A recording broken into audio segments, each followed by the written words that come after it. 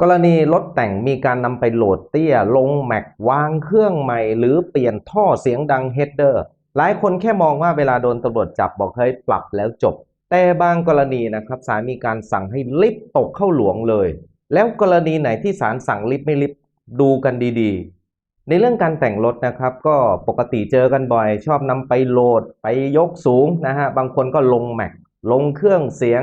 หรือกรณีมีการลงเครื่องเปลี่ยนท่อเหล่านี้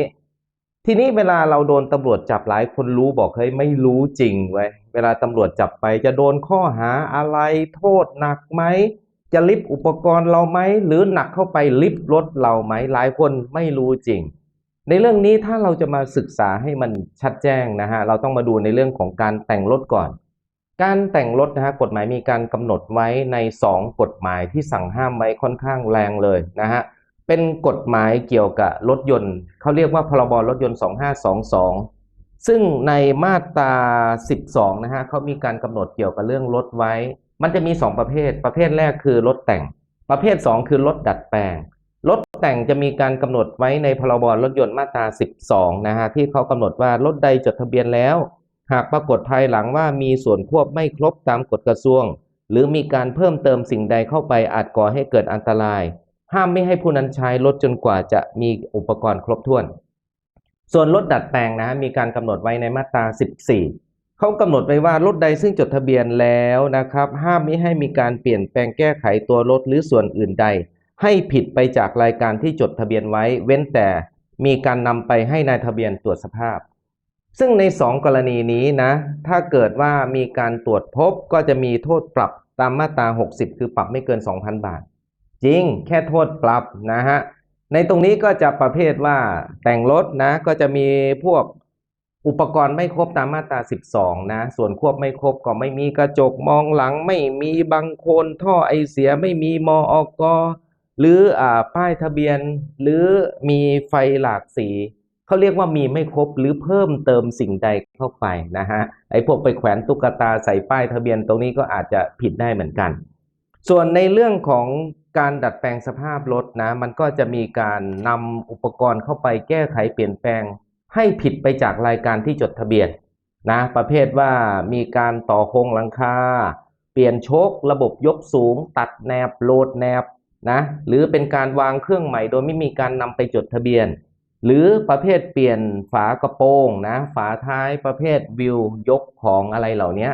ซึ่งถ้าไม่มีการนำไปจดทะเบียนบอกผิดเลยมาตรา14แก้ไขเปลี่ยนแปลงให้ผิดไปจากรายการที่จดทะเบียนเว้นแต่ว่าเป็นกรณีเล็กน้อยนะเปลี่ยนแม็กเปลี่ยนสปอยเลอร์โลนบาร์แหลกหลังคานะหรือแค่ติดสติกเกอร์เหล่านี้ไม่ถือว่ามีความผิดตามมาตรา14ตรงนี้คือพรบรถยนต์แล้วในเรื่องของการลิฟต์รถมันมีเกี่ยวกับเรื่องรถแต่งนี่แหละนะกรณีรถแต่งไปอยู่ผิดที่ผิดเวลาศาลลิฟต์เลยในตัวนี้เราต้องมาจับกันด้วยพรบจราจรทางบก2522ในมาตราที่สั่งให้ลิฟต์รถได้จะมี2มาตรามาตราแรกคือมาตรา43วงเล็บ4นะเป็นกรณีว่าขับรถโดยไม่คำนึงถึงความปลอดภัยผู้อื่นนั่นคือถือว่าทรัพย์ที่ใช้ในการกระทำความผิดคือรถเมื่อทรัพย์ที่ใช้กระทำความผิดนะศาลมีคำสั่งให้ลิฟต์ตกเป็นของหลวงอีกมาตราหนึ่งก็คือมาตรา134มาตรา134เขากำหนดว่าห้ามไม่ให้ผู้ใดแข่งรถในทางเว้นแต่ได้รับอนุญาตห้ามแข่งรถในทางหรือถนนตรงนี้ยังไม่จบนะฮะวรรคสองยังมีการเขียนว่าผู้ใดรวมกลุ่มมั่วสุมในทางหรือสถานที่สาธารณสถานใกล้ทางพร้อมด้วยรถตั้งแต่5คนขึ้นไปโดยมีการนัดหมายหรือ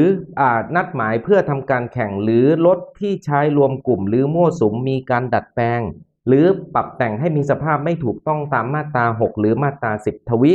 หรือมีพฤติการอย่างอื่นอย่างใดแสดงให้เห็นว่าจะทำการแข่งรถให้ถือว่าผู้นั้นพยายามแข่งรถในทางเว้นแต่พิสูจน์ได้ว่าเพื่อการอื่นการแข่งรถก็ดีการขับรถโดยไม่คำนึงถึงความปลอดภัยก็ดีถ้า2มาตรานี้ศาลสั่งให้ลิฟต์ตกเข้าหลวงทันทีเลยแล้วมันยังไงมาตรา134นั่นคือกรณีคุณมีการนำรถไปรวมกลุ่ม5คนไงนะคือเขาต้องมองว่า5คนอยู่ในทางหรือในสาธารณสถานใกล้ทางและต้องประกอบด้วย1มีการนัดหมาย 2. รถที่ใช้มั่วสุมมีการดัดแปลงมาตรา 6 คือสภาพนะมาตรา 6 สภาพไม่มั่นคงแข็งแรงปลอดภัยและก็มาตรา 10 ทวีนั่นเป็นเกี่ยวด้วยเรื่องเครื่องยนต์ที่มีฝุ่นก๊าซและเสียงเป็นอันตราย2ประเภทนี้นะฮะแล้วก็สุดท้ายก็มีพฤติการที่จะทำการแข่งรถถ้ามีการรวมกลุ่มและมีพฤติการอย่างใดอย่างตรงนี้2อันประกอบกันถือว่าแข่งรถหรือพยายามแข่งรถทันทีทีนี้รถที่แต่งนะฮะรถที่แต่งไปจอดผิดที่ผิดเวลาไปจอดรวมกลุ่มกัน5คันนะอยู่ใกล้สถานสาธารณะร้านอาหารหรือสวนหย่อมอะไรก็แล้วแต่ทีนี้รถที่มีการดัดแปลงนะฮะไม่มั่นคงปลอดภัยหรือแต่งเครื่องยนต์ที่มีเสียงดังตรงนี้ถ้าอัยการมีการยื่นฟ้องในข้อหาพยายามแข่งรถลิฟรถทันทีถือเป็นวัตถุทรัพย์สินที่ใช้ในการกระทำความผิดตรงนี้ตกเป็นของหลวงเลยไม่ใช่ล้อเล่นนะครับมาดูฎีกากันชัดๆตรงนี้มีการกำหนดฎีกาไว้ที่ฎีกา 9675/2559 กรณียึดรถดัดแปลงสภาพศาลฎีกาวินิจฉัยว่ามีปัญหาต้องวินิจฉัยตามฎีกาของโจทก์ว่ารถจักรยานยนต์ของกลาง2 คันเป็นทรัพย์ที่จำเลยใช้ในการกระทำความผิดโด